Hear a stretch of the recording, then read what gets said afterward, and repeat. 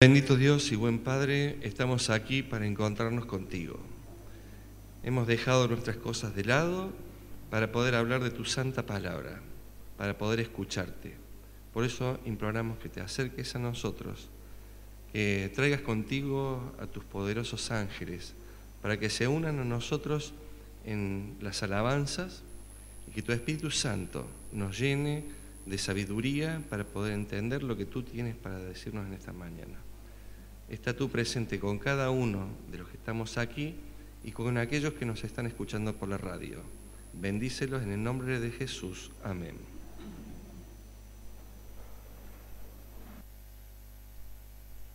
Aquí en este lugar de culto para encontrarnos con nuestro Dios. Hemos cantado al principio acerca de... A ver, ¿se acuerda alguien? ¿Cómo era el himno que cantamos? Fuente de la vida eterna. A eso hemos venido hoy, a la fuente. Hemos venido a encontrarnos con nuestro Padre Celestial para poder salir de aquí cambiados, para que Él nos marque lo que debemos hacer.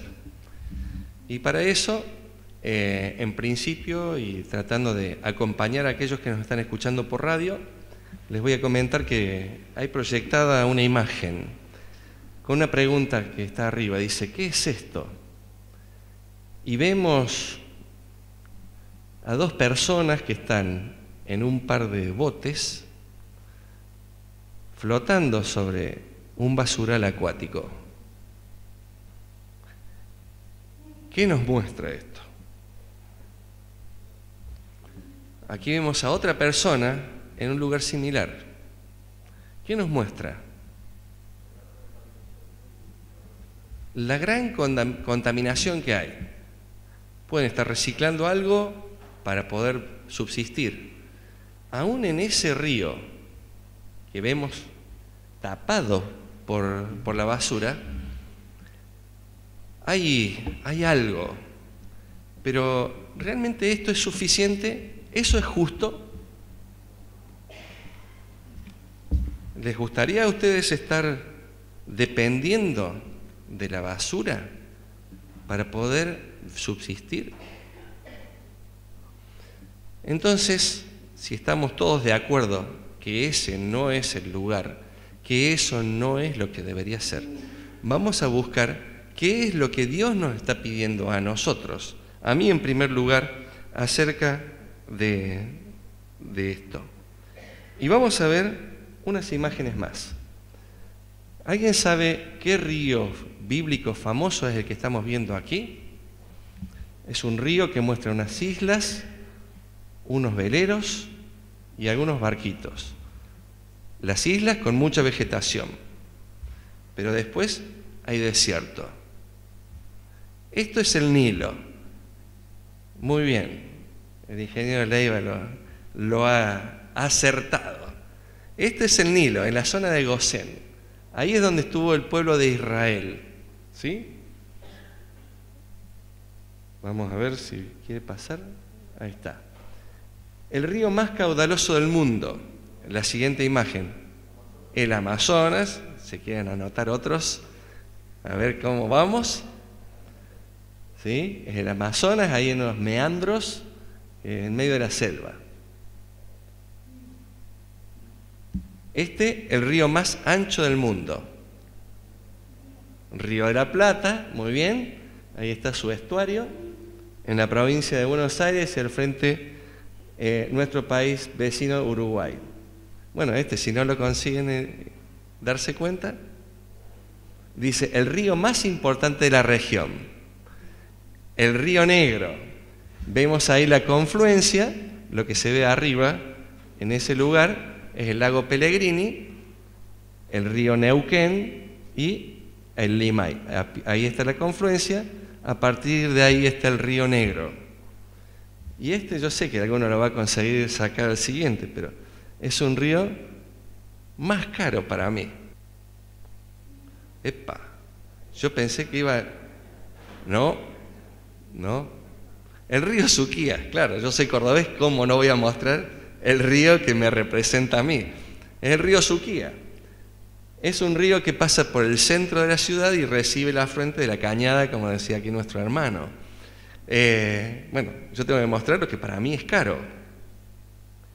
Pero la pregunta que tenemos que hacernos es ¿por qué vemos estas imágenes de ríos?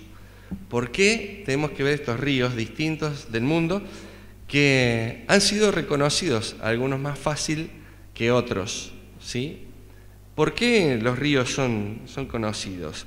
Y vamos a buscar qué mandato tenemos con referencia a los ríos y qué nos enseñan los ríos. Vamos a buscar el libro de Juan 7:38. ¿Sí? Juan 7:38. Yo sé que cuando están escuchando por la radio, cuando leen desde abajo, no los escuchan, así que le voy a pedir el micrófono a aquel que vaya a hablar, que lo puedan leer, así participamos todos, inclusive los que nos están escuchando desde su casa o desde su auto. ¿Alguien que pueda leer? Juan 7:38, Susana. Muy bien. El que cree en mí, como dice la Escritura, de su interior correrán ríos de agua viva. Recién veíamos al principio 2 fotos de ríos contaminados y quedamos de acuerdo de que eso no es lo que tenemos que ser nosotros. Pero lamentablemente somos contaminados por el pecado. Pero Dios nos pide que no seamos así, que seamos fuentes o ríos de agua viva. ¿Y qué significa esto, tener, ser un río? ¿Qué es tener un río de agua viva en el interior? Y vamos a ver lo que el río tiene para poder, al final de estos pensamientos, de esta meditación, tener con claridad lo que nosotros estamos necesitando pedirle a Dios que haga con nosotros. Primero vamos a dar una descripción muy sintética del río. El río tiene un nacimiento, que es una vertiente, habitualmente. Y las vertientes, los que han conocido en la montaña, tienen 2 tipos de surgimiento. O sea, tienen el surgimiento subterráneo, la vertiente propiamente dicha, o el aporte también de las aguas de lluvia. Con lo cual tenemos 2 características que nos corresponden también a nosotros. Como humanos tenemos el nacimiento, la parte carnal que viene de la tierra y la parte que viene del cielo, que es la parte espiritual. A partir de allí comienza un recorrido. Ese recorrido puede ser de varias formas. Puede ser un recorrido libre, desde donde nace hasta el final. Hay veces que se lo ve embalsado en forma natural o artificial, y hay veces que el hombre lo deriva, o en algunos casos muy excepcionales, pueden ser divergentes. Es muy raro ver esto, pero ya lo vamos a ver. Esta alegoría es a la forma en que nosotros vivimos. Podemos vivir libremente y correr y fluir a través de todo el recorrido de nuestra vida. Hay veces que las pruebas, las dificultades o nuestra situación nos produce un embalse y nos estancamos en la vida. Y hay otras veces que tenemos divergencias que no sabemos hacia dónde seguir. Esa es la forma como nosotros vivimos. Y el destino es desde donde nace hasta donde culmina. El río habitualmente es convergente, o sea, va recibiendo afluentes de otros riachos, de arroyos o de ríos que van produciendo el crecimiento de la vida de este río. Y llega a un río con un nombre determinado, como veíamos nosotros. El Limay y el río Neuquén mueren en la confluencia para formar el río Negro. Puede ser que se encuentren en un lago y que allí culminen. Discúlpenme, yo voy a hablar de Córdoba. Está el río Quinto, que muere en la Laguna Amarga, que es una cuenca sin desagüe, y de ahí se evapora. Otro río conocido, el río Jordán, que termina en el Mar Muerto, y ahí termina una cuenca sin desagüe. Después hay otros, como el río Desaguadero, que viene desde Mendoza, que llega a una zona desértica y es absorbido. Y no llega a ningún lado. Muere dispersado en la arena. Se lo tragó la arena. Hay otros, como veíamos recién, el río de la Plata muere en el mar. Su afluente llega hasta el mar, hasta ahí llega. Y otro caso, que es el más raro, es el río Divergente. Cuando ustedes vienen recorriendo el camino de los 7 lagos y cambian para bajar hacia San Martín de los Andes, hay un puente que muy poca gente se detiene a observar esta particularidad. Ese río viene bajando desde el centro de esquí Chapelco, desde esa zona, y ha recibido el afluente de varios ríos o de varios arroyitos. Pero cuando llega abajo de ese puente hay una particularidad. El río viene y se encuentra en una divisoria de aguas, en un lomo, digamos. Y parte de ese río chorrea hacia la derecha y parte chorrea hacia la izquierda. La particularidad de este caso la detectó el perito Moreno, ¿sí? Y esto un poquito de historia, hago un paréntesis. Ese punto fue el primer punto de conflicto en la Patagonia que tuvo que resolver en una forma atípica. Porque la generalidad de la ley, de las pendientes de las aguas, indicaba que todo el terreno y la cuenca que derivaba hacia el Pacífico pertenecía al país vecino de Chile. Pero las del Atlántico pertenecían a Argentina. ¿Cuál era la particularidad? El agua que iba hacia la derecha daba la vuelta y desembocaba al lago que está ahí en San Martín de los Andes, el Lácar. Gracias. El lago Lácar, ¿a dónde desemboca? Al Pacífico. O sea que a partir de ese punto, hacia el sur, debería ser todo de Chile. Pero el agua que va a la izquierda da la vuelta y se va al río que viene bajando de San Martín de Junín de los Andes. Y ese río pasa a ser afluente del Neuquén, Río Negro, Viedma, Carmen de Patagones, desemboca en el Atlántico. ¿Cómo resolver eso? Eso es un río divergente con una particularidad única en el mundo. Y el genio de Perito Moreno lo resolvió favorable para Argentina. Gracias, Perito. Bueno, volvemos a los ríos. Lo importante, una de las cosas más importantes es esto. ¿A dónde va a terminar ese río? ¿Cómo va a ser el fin de nuestra vida? Y estas historias que Jesús va pidiendo de que nosotros seamos, a través de las parábolas y de los ejemplos, nos tienen que llevar a reflexión. Salomón dijo, lo más importante de la vida no es ni el cumpleaños, ni cómo lo vivamos, sino qué día es. El día de la muerte. Eso lo tiene expresado en el libro del Predicador. Allí él expresa esto: el día de la muerte es cuando se cierran todas nuestras historias. Y ahí vamos a ver para qué hemos vivido. Ese día es el día en el que se cierran las historias. Lo que nosotros hemos hecho ha quedado atrás. ¿A dónde va a ser la entrega de nuestra vida? ¿Va a ser al mar para que vuelva a surgir? ¿Va a ser a un lago para que vuelva a evaporarse el agua y reiniciar el ciclo de la lluvia? ¿Se va a perder en un arenal y que nadie sepa a dónde va?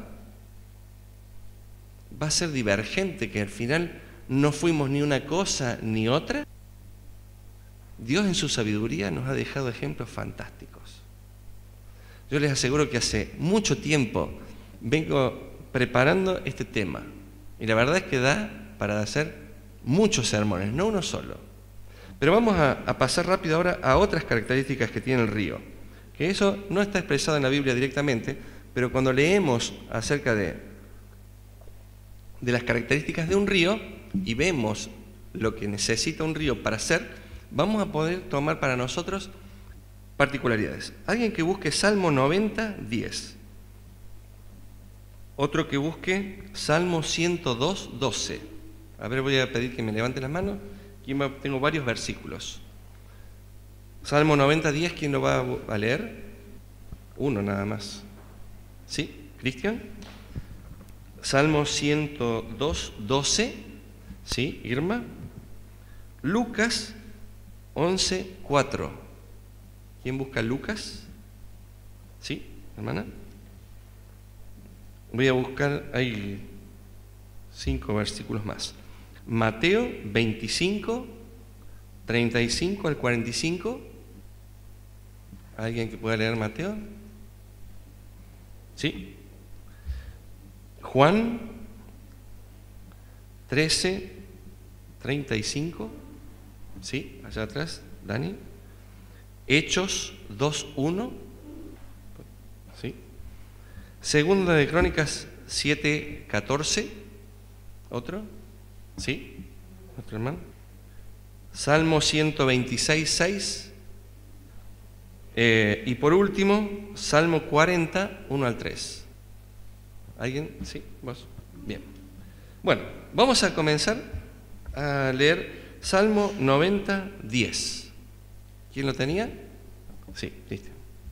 Algunos llegamos a vivir hasta 70 años, quizás algunos alcancemos hasta los 80, pero aún los mejores años de entre todos ellos están llenos de dolor y problemas. Pronto pasan y nosotros pasamos con ellos. Es un salmo poco conocido este. No lo leemos seguido. ¿Qué particularidad tiene este salmo comparado con un río? Aquí está hablando de que la vida tiene 70, 80 años y que al final podemos llegar a tener problemas y dolores. Esto habla acerca de lo que es la ley de la vida para nosotros. Y la aplicación del río es que el río necesita la pendiente para fluir y va fluyendo. O sea, no le podemos cortar fácilmente al río. Es una ley. La gravedad hace que el agua vaya corriendo pendiente abajo. ¿Sí? Vamos a buscar ahora 2 interpretaciones del siguiente punto. Salmo 102, 12. ¿Quién lo tenía? Un momentito, Irma, así vamos con el micrófono. Así escucha también la gente que está del otro lado. Mas tú, Jehová, permanecerás para siempre, y tu memoria de generación en generación. El río tiene una particularidad, que a medida, lo que recién decíamos, a medida que va fluyendo, el espacio que ocupaba un segmento o un poco de agua se corrió. ¿Y qué pasó al momento siguiente? Entró otra agua, pero esta agua que estaba acá, ¿qué hace a su vez? Va empujando al agua que está delante. Es una dinámica constante. La vida que nosotros estamos transcurriendo es así. Nosotros vamos empujando, cuando somos hijos, a la generación de nuestros padres. Y ellos nos van dejando ese espacio. Y hoy a mí me toca ser padre, pero a su vez mi hijo me viene empujando a mí. Es una dinámica constante del movimiento, que se produce por la gravedad, que se produce también por la vida misma. Y hay otra ejemplificación en base a esto. Lucas 11, 4. ¿Qué dice Lucas 11, 4? Este sí es muy conocido. Estamos en el Padre Nuestro ahora.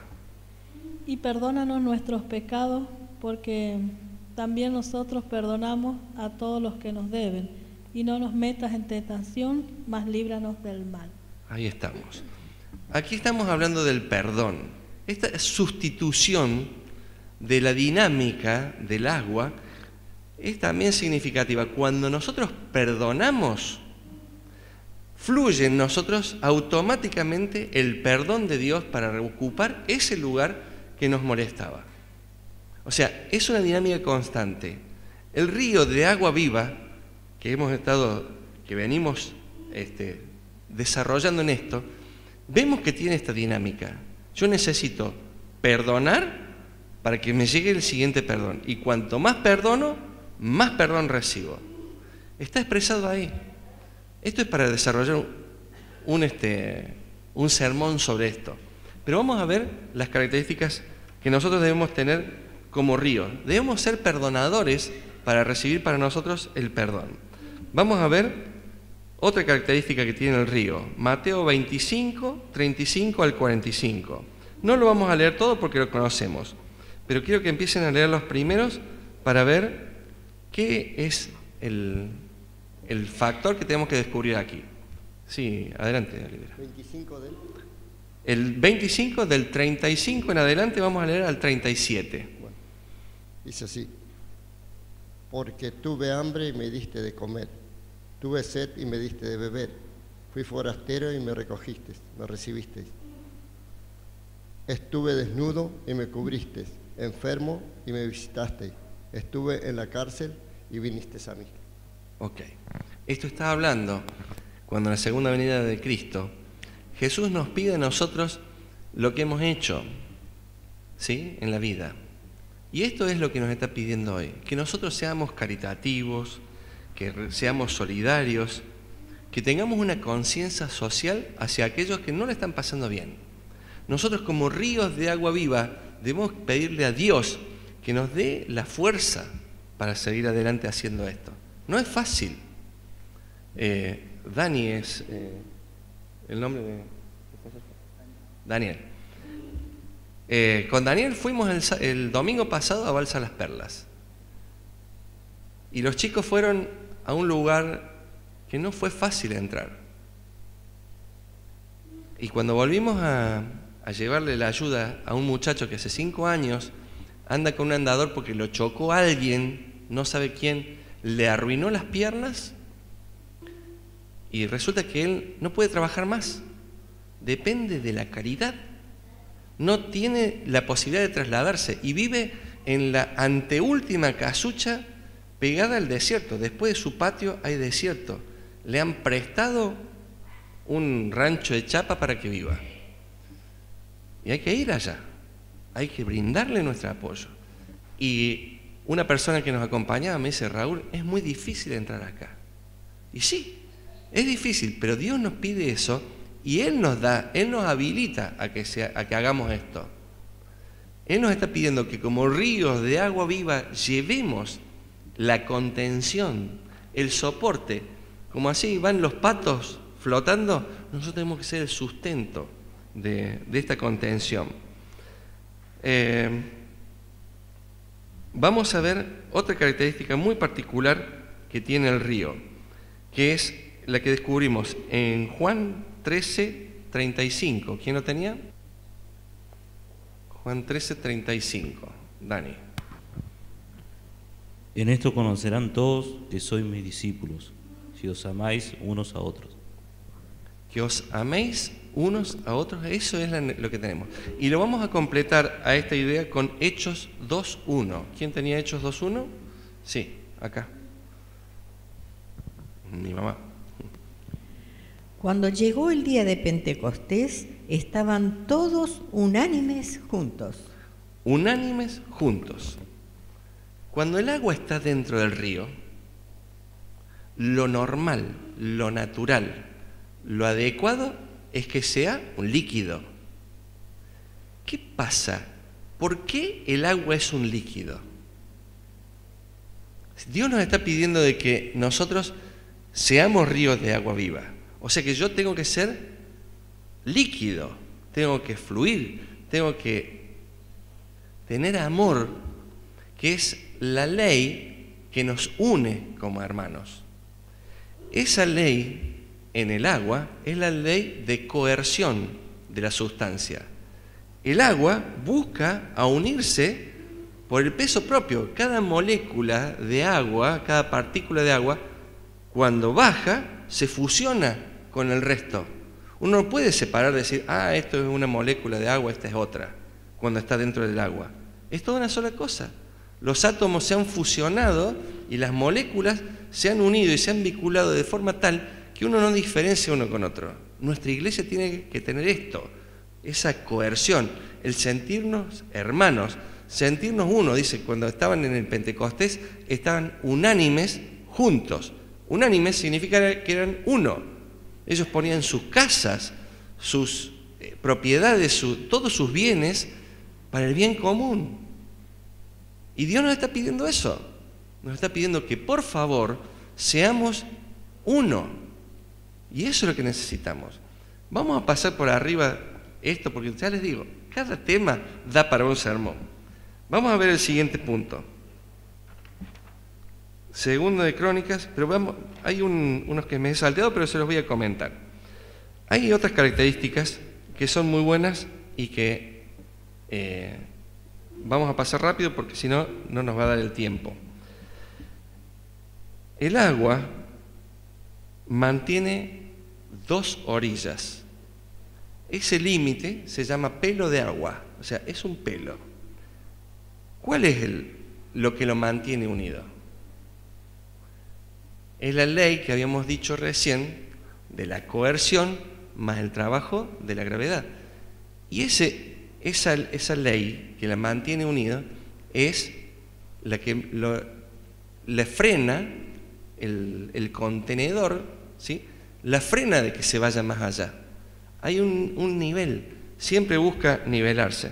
Esto nosotros lo vemos con la ayuda que vemos en la Biblia cuando nosotros guardamos los mandamientos. Ese busca nivelarse, adecuarse al fondo, también es el proceso de errar y pedir perdón. ¿Cuándo?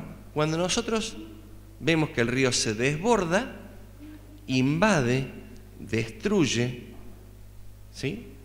Pero luego vuelve a su cauce normal. Ustedes han visto el desastre que pasó en Córdoba hace un mes y medio atrás, el desastre que pasó la semana pasada en el norte de Chile, 7 muertos.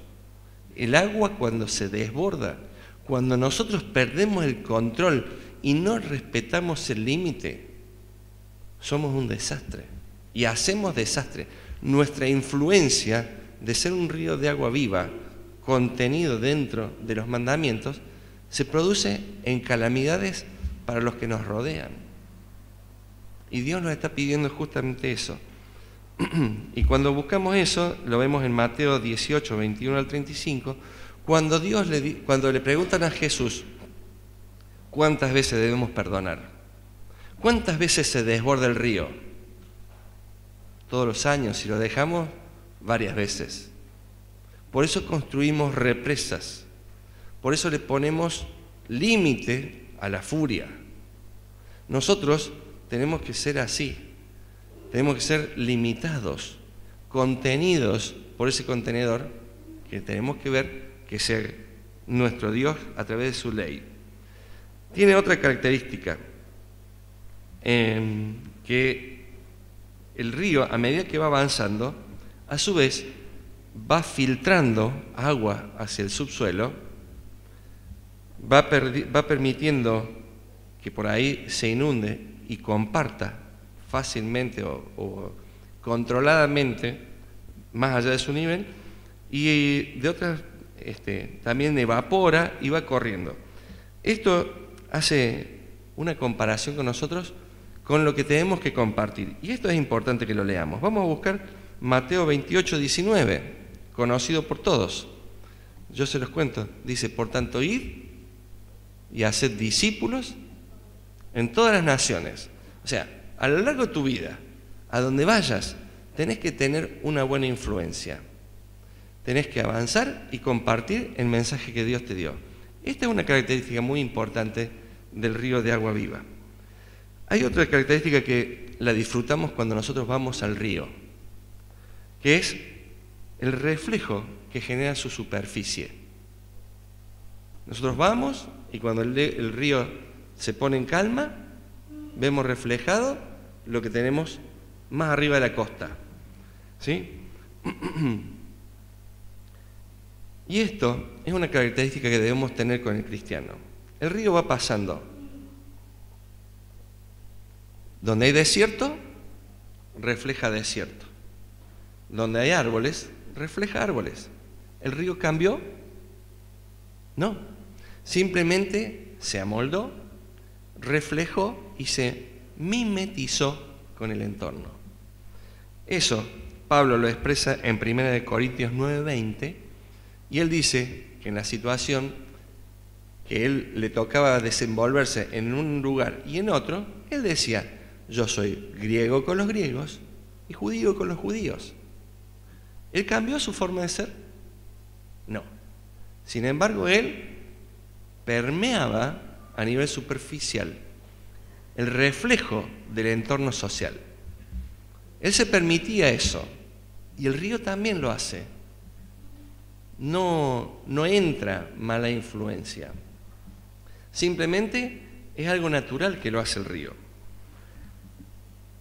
Otro punto que es muy importante es el que encontramos en 1 Corintios 13, 6 al 8, que dice que el amor, a ver, ¿alguien que lo pueda recitar de memoria?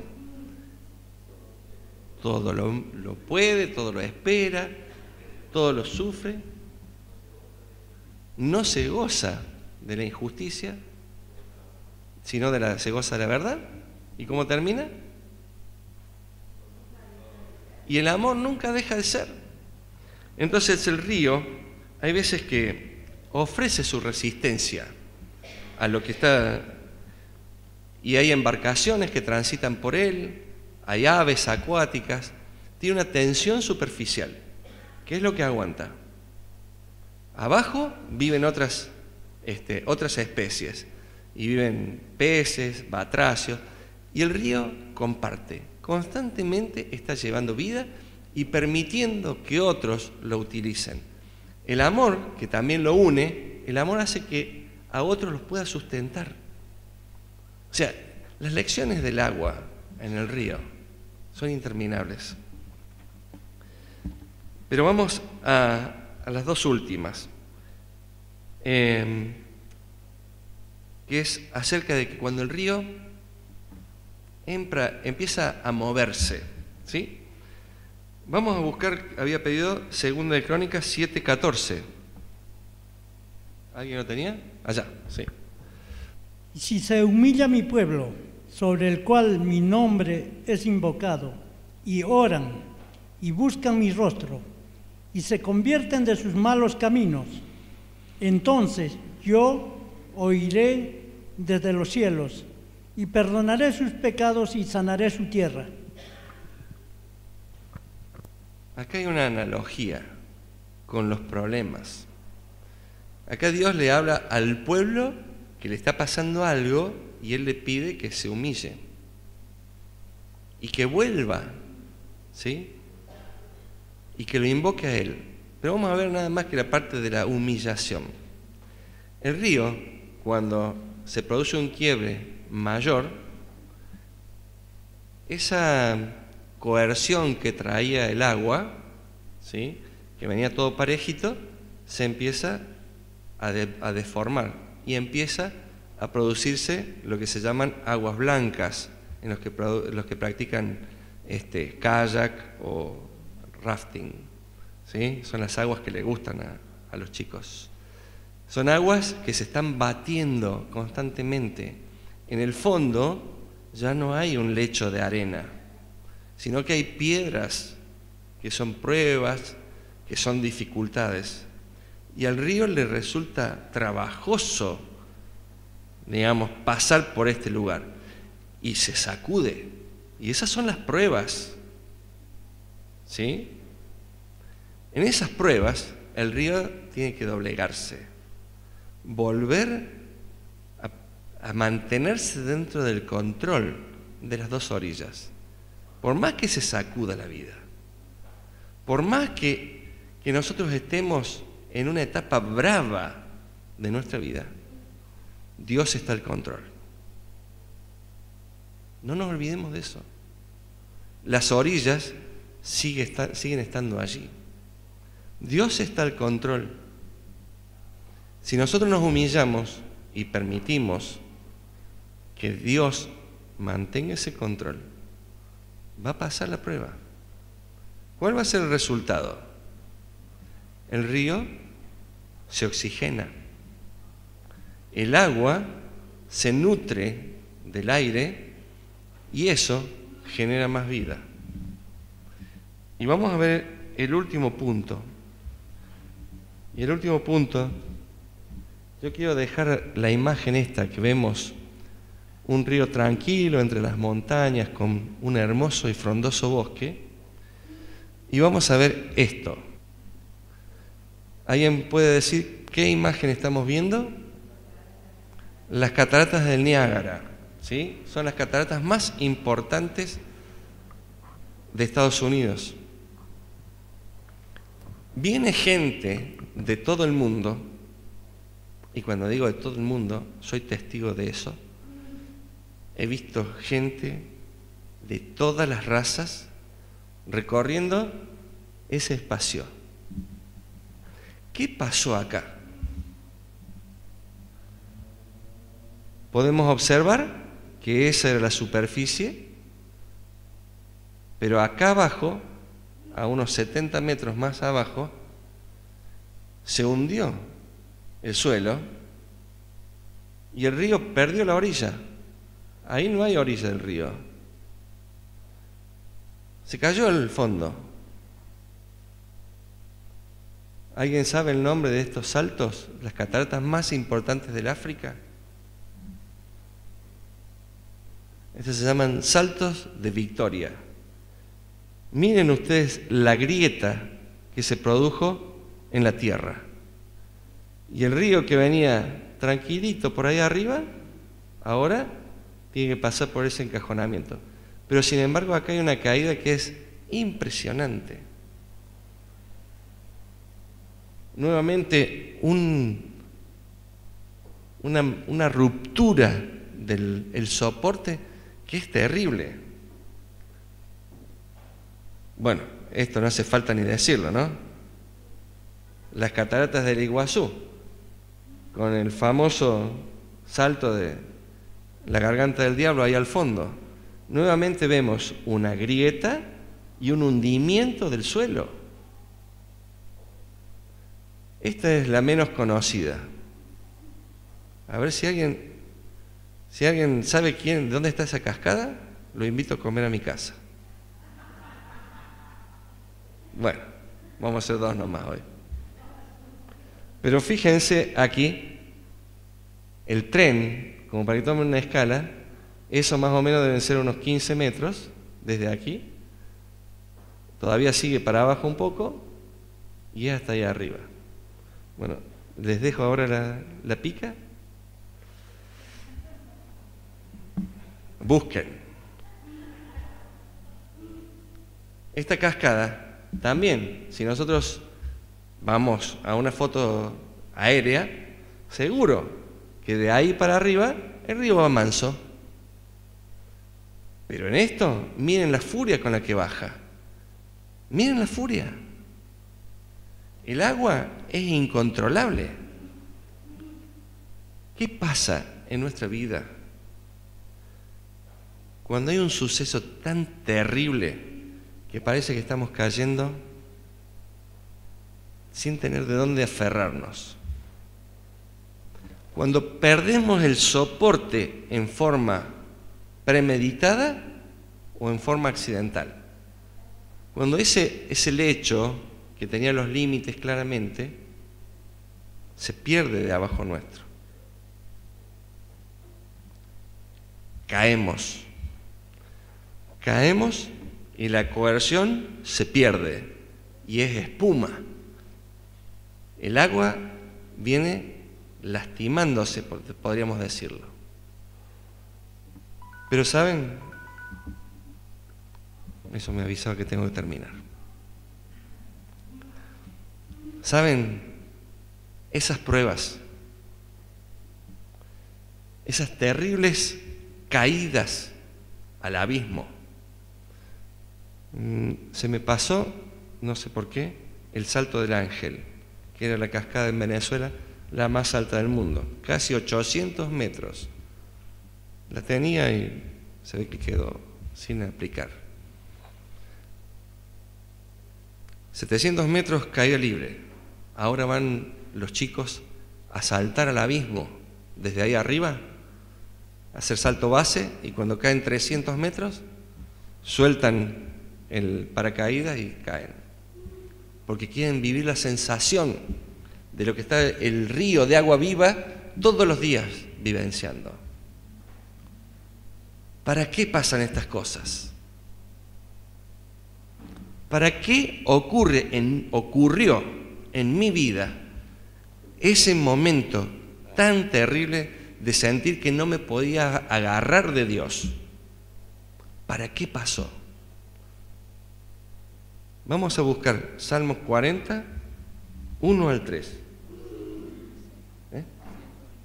Bueno, ¿puedes buscar el 40? El 126 lo salté. El Salmo 40, 1 al 3 fue escrito por David en el momento de su máxima angustia, cuando el profeta Natán lo había desnudado por sus errores. Él se sentía con deseo de morir.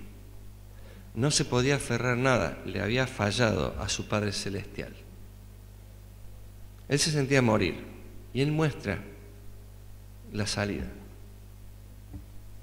Resignadamente esperé a Jehová, e inclinóse a mí y oyó mi clamor, e hízome sacar de un lago de miseria, del lodo cenagoso, y puso en mis pies sobre peña, y enderezó mis pasos. Puso luego en mi boca canción nueva, alabanza a nuestro Dios. Verán esto muchos, y temerán, y esperarán en Jehová. Amén. Es otro ejemplo. Él quería salir de abajo, del barro, pero tampoco tenía salida. Ese es el punto. Él se tuvo que resignar. En otras versiones dice, pacientemente esperé a Jehová. Mientras venía cayendo, yo sabía que abajo, ahí estaba el límite nuevamente. Pero nos cuesta, cuando venimos cayendo y cayendo y cayendo por las piedras o en la caída libre, el agua no cae prolijita así en forma de tubos. Cae dando vueltas, deformándose. Si ustedes pudieran sacar fotos seguidas o hacer una filmación en cámara lenta, podrían ver que cada gota de agua no viene con la forma del dibujito. Viene moviéndose, porque hay desesperación en volver a unirse. Hay terror en esa gota que viene golpeando o cayendo. No tiene dónde agarrarse. Yo lo he sentido en mi vida. Yo sentí que no tenía sustento de nada ni de nadie. Hasta que, pacientemente, Jehová me marcó los límites.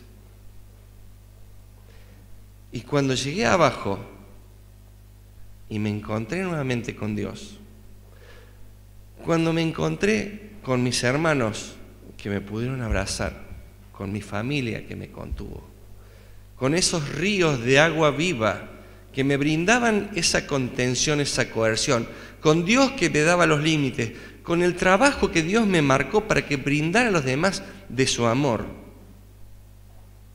Ahí nuevamente pude vivir. Y cuando miré para atrás, vi una cascada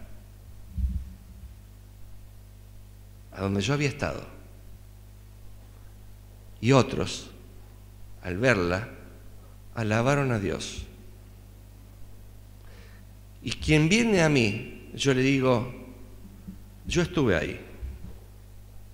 Yo pasé por esa prueba. Y la razón para que esa prueba la haya sufrido es para alabar a Dios. Es para saber que después de la prueba, Dios me está esperando. Y hoy yo estoy transitando nuevamente dentro de los límites del amor de Dios, de la ley de Dios. Y otros vienen de todo el mundo a ver esto. Y yo me tuve que ir hasta la India para sacar esta foto. Internet me permitió esto. Se llaman Daksagar, las cascadas estas. Otros, al ver la prueba, van a admirar el trabajo de Dios en tu vida. ¿Vos estás pasando alguna prueba? ¿Estás sufriendo por alguien de tu familia? ¿Estás sufriendo por tu salud? Son pruebas que nos sacuden. ¿Tenés problemas laborales? ¿Qué problema es el que te acosa y te sacude? ¿Cuál es ese problema que no sentís que tenés de dónde aferrarte? Quédate tranquilo. Dios te está esperando. Y Dios necesita que tras la prueba alabes a Dios y seas un río de agua viva que muestre en cada metro de su recorrido el trabajo del Espíritu Santo en tu vida.